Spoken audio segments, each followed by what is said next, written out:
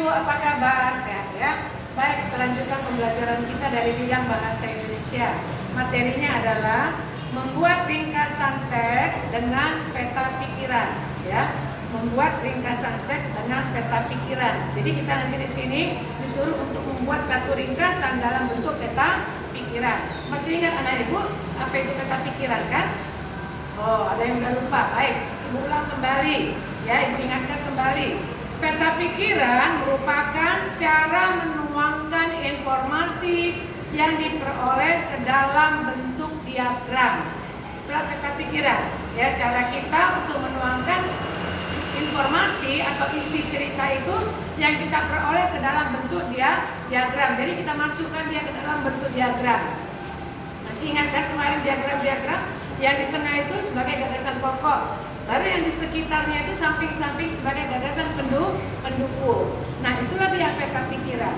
Nah, baik anak-anak kami di sini bagaimana cara kita untuk membuat peta pikiran tadi dari satu teks. Nah, sini ada 7 langkah yang harus kita perhatikan. Pertama, bacalah teks dengan seksama. Ya, sudah pasti kita bacalah cerita itu dengan sungguh-sungguh. Baru kedua, gunakan kalimat tanya.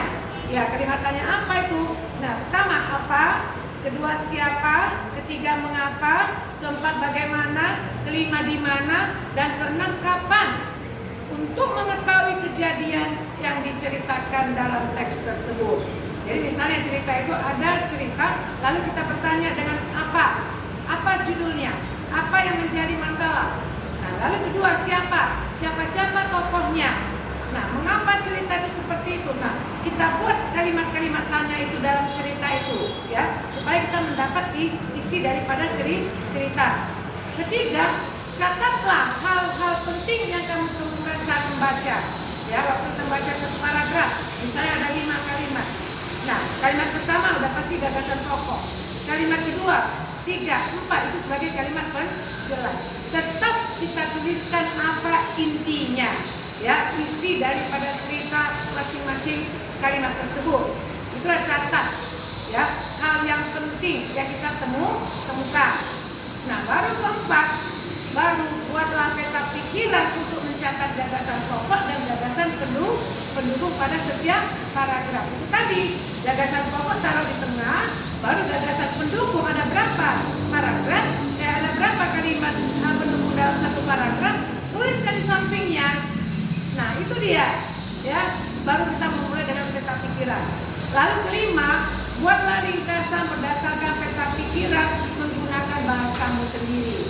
Ya, sudah dapat paragraf tadi ke dalam bentuk peta pikiran, sudah ada diagram-diagramnya itu, lalu buatlah ringkasan singkat dari kalimat kamu sendiri.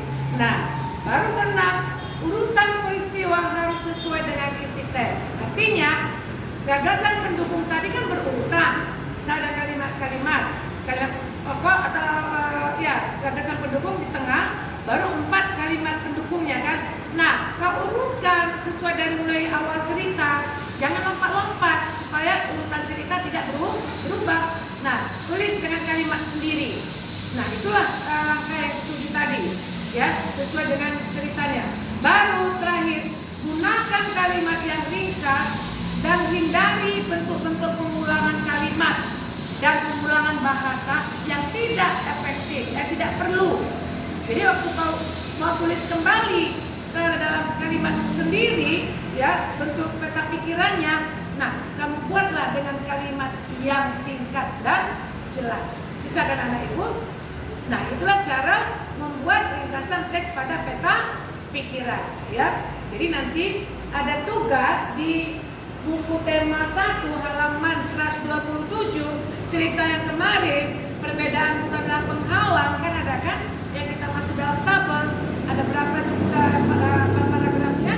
Nah, misalnya ada 3, nah buat 3 peta pikirannya.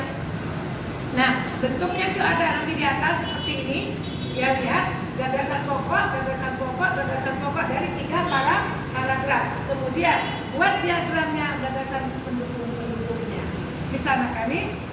Oke, terima kasih.